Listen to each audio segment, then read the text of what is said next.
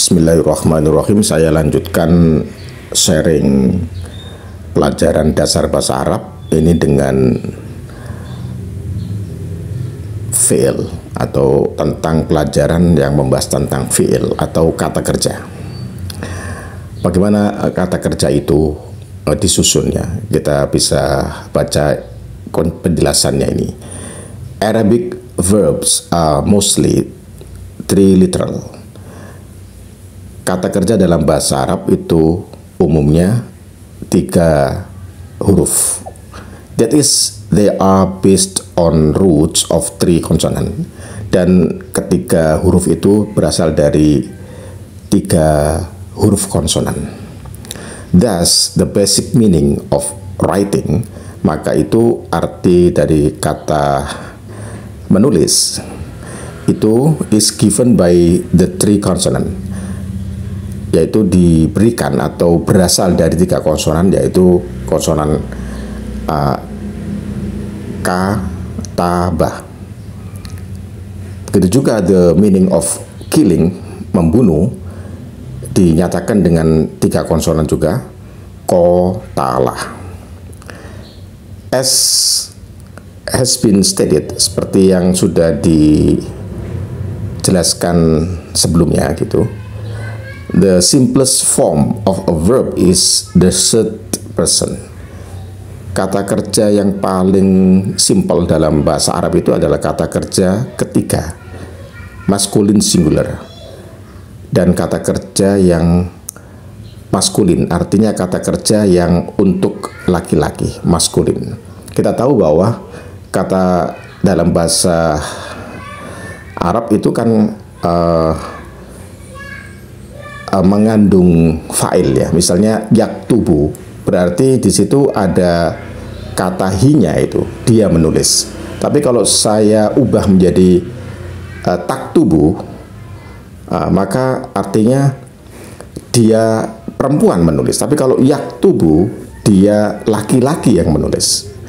Jadi seolah-olah seperti hanya satu kalimat ya. Kalau dalam bahasa Arab itu kalimat itu dalam bahasa Indonesia artinya kata. Kalau kalimat dalam bahasa Indonesia, dalam bahasa Arab itu artinya jumlah. Jadi saya akan menggunakan istilah yang dalam bahasa Arab, yaitu yang disebut dengan kalimat itu adalah kata. Oleh karena itu kalimat yaktubu itu artinya adalah dia laki-laki menulis. Taktubu artinya dia perempuan menulis. Gitu maksudnya. Di sini dijelaskan tadi.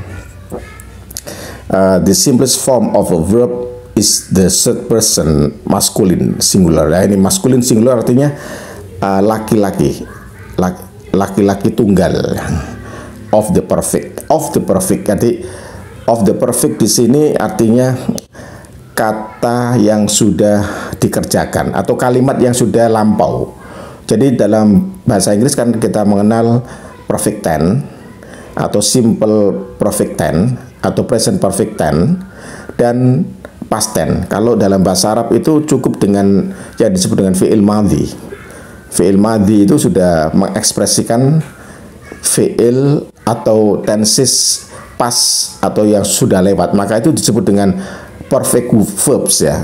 Dalam bahasa Arab fi'il madhi itu perfect artinya. Jadi sudah done, begitu ya. Ya meskipun nanti di pelajaran yang lebih advance itu ada kata yang masih menunjukkan sesuatu yang akan, artinya belum dilakukan, tetapi menggunakan fi'il madhi itu kasus yang lain.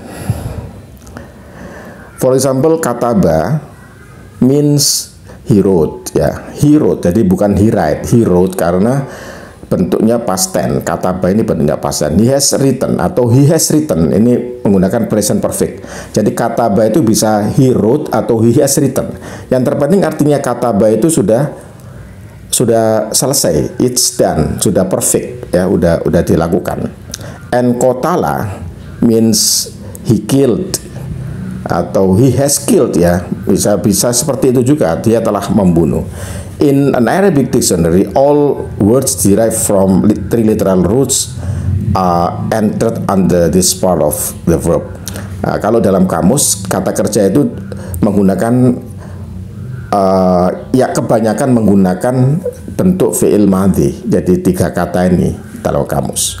Jadi yaktubu nggak ada, yang ada ya kataba, begitu maksudnya. Maksud penjelasan di sini. Thus maktubun meaning an office.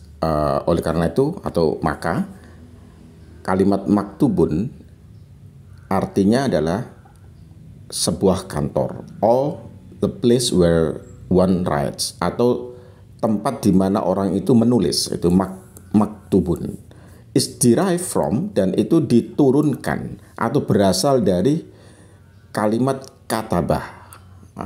Jadi maktubun itu berasal dari katabah, and will be found in the dictionary under this root. Dan di kamus kata maktabun tidak ada, yang ada adalah katabah, karena kata maktabun ini berasal dari katabah. Di kamus carilah katabah, bukan maktubun, itu maksudnya. There are also derived verb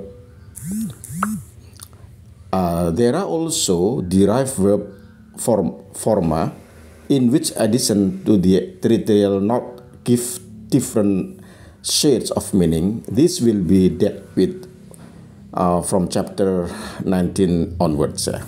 Nah, ini pelajaran berikutnya nanti ada bentuk-bentuk kata kerja yang